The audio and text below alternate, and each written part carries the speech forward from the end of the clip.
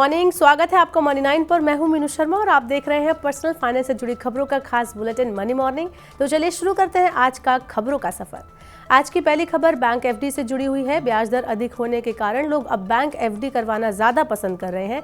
इस वजह से बैंकों के करंट और सेविंग अकाउंट में जमा होने वाली राशि में कमी आई है। बैंक जो पैसा जुटाते हैं उसमें करंट और सेविंग अकाउंट में जमा रकम कम लागत वाली राशि होती है।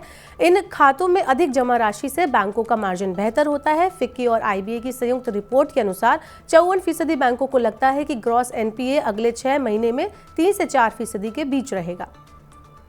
सार्वजनिक क्षेत्र के बैंक ऑफ महाराष्ट्र ने चुनिंदा अवधि के लिए एमसीएलआर को बढ़ा दिया है। बैंक ने 1 साल वाली एमसीएलआर में 10 बेसिस पॉइंट की बढ़ोतरी की है। 1 साल वाली एमसीएलआर की नई दर 11 अक्टूबर से प्रभावी हो चुकी है। एमसीएलआर बढ़ने से अब अधिकतम उपभोक्ता ऋणों पर ब्याज दर बढ़ जाएगी। इससे पहले बैंक ने एफडी की ब्याज दरों में 1.25% तक की बढ़ोतरी की थी। फ्रेशर्स के लिए आने वाला है नौकरियों का अकाल। जी हां, क्योंकि देश की दूसरी सबसे बड़ी आईटी कंपनी इंफोसिस ने नई भर्तियों के लिए कॉलेज रिक्रूटमेंट में हिस्सा लेने से इनकार कर दिया है। वैश्विक स्तर पर आर्थिक सुस्ती और आर्टिफिशियल इंटेलिजेंस के बढ़ते उपयोग की वजह से दुनिया भर में आईटी सेक्टर में नौकरियां लगातार कम हो रही हैं। इसका असर अब भारत पर भी देखा जा रहा है। पिछले साल इंफोसिस ने 50,000 युवाओं को नौकरी दी थी, लेकिन इस साल कंपनी ने फिलहाल नई भर्तियां करने से इनकार कर दिया है।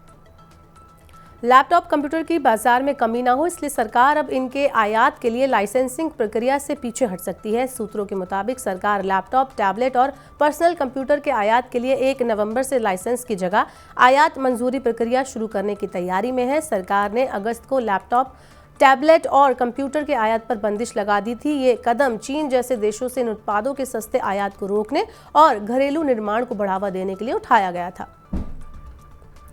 देश का निर्यात सितंबर में और घटा है। सितंबर में निर्यात 2.6% घटकर 34.47 अरब डॉलर रहा। आपको बता दें कि पिछले साल इसी महीने में निर्यात 35.39 अरब डॉलर था।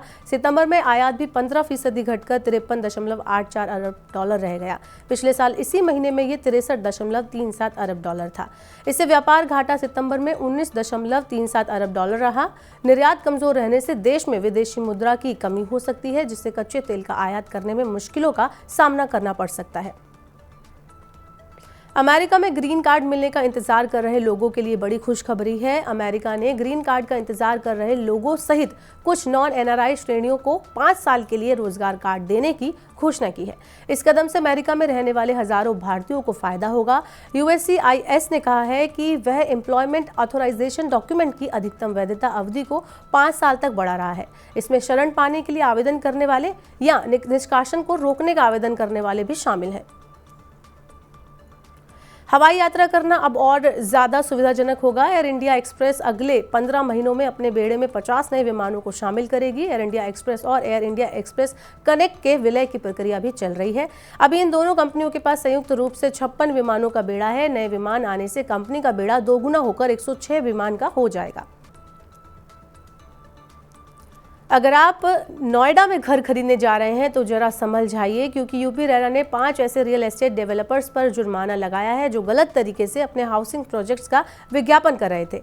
इनमें अट्रैक्टिव निर्माण प्राइवेट लिमिटेड, बसेरा सिटी डेवलपर्स, हॉलमार्क व्यापार प्राइवेट लिमिटेड, राजीव सन HUF और lavish build mart private limited शामिल है। यूपी रेरा ने इन सभी पर 1-1 लाख रुपए का जुर्माना लगाया है। ये सभी बिल्डर्स बिना रेरा रजिस्ट्रेशन के अपने प्रोजेक्ट्स का विज्ञापन कर रहे थे। बॉन्ड प्रतिभूतियों में निवेश करने वाली डेट म्यूचुअल फंड स्कीम से पिछले महीने 1 लाख करोड़ रुपए की निकासी हुई है। लगातार दूसरा महीना है जब इन योजनाओं से निकासी हुई है। मुख्य रूप से कंपनियों की एडवांस टैक्स जरूरतों और शेयर बाजार में गिरावट आने से ऐसा हुआ है। अगस्त में डेट म्यूचुअल फंड स्कीमों में 25,873 करोड़ रुपए निकाले गए थे। इससे पहले जुलाई में इन योजनाओं में 61,440 करोड़ रुपए का निवेश आया था। भारी निकासी के चलते सितंबर के अंत में डेट फंड का AUM घटकर 13.05 लाख करोड़ रुपए रह गया। अगस्त में यह 14 लाख करोड़ था। भारत का विदेशी मुद्रा भंडार लगातार घट रहा है। 6 अक्टूबर को समाप्त हुए सप्ताह के दौरान विदेशी मुद्रा भंडार 2.17 अरब डॉलर घटकर 584 अरब डॉलर रह गया। कमजोर रुपए को संभालने के लिए RBI ने डॉलर की बिकवाली की है। इस वजह से विदेशी मुद्रा भंडार में ये गिरावट आई है। इस दौरान देश का गोल्ड रिजर्व भी 1.43 अरब डॉलर घटकर 42.31 अरब डॉलर रह गया। जल्द ही आपको सरकारी नौकरी का मौका मिल सकता है। भारतीय पेटेंट कार्यालय बौद्धिक संपदा आवेदनों की बढ़ती संख्या से निपटने के लिए 900 नए पदों को जोड़ने के लिए जा रहा है। इसके लिए जल्द ही भर्ती प्रक्रिया शुरू की जाएगी। GPIIT के मुताबिक साल 2016 के बाद से पेटेंट दाखिल करने में 10 गुना और ट्रेडमार्क आवेदन दाखिल करने में 6 गुना वृद्धि हुई है। तो मनी मॉर्निंग की बुलेटिन में आज बस इतना ही। अपने काम की जरूरी खबरें देखने और समझने के लिए सब्सक्राइब करें हमारे यूट्यूब चैनल को। वहीं पर्सनल फाइनेंस से जुड़ी खबरों को अगर आप पढ़ना चाहते हैं तो हमारी वेबसाइट www.money9.com पर जाएं। यहां पर आप 7 भाषाओं में पढ़ सकते हैं, समझ सकते हैं पर्सनल फाइनेंस से जुड़ी खबरों को। वहीं खास कार्यक्रम देखने के लिए मनी 9 के ऐप को जरूर डाउनलोड कर लें।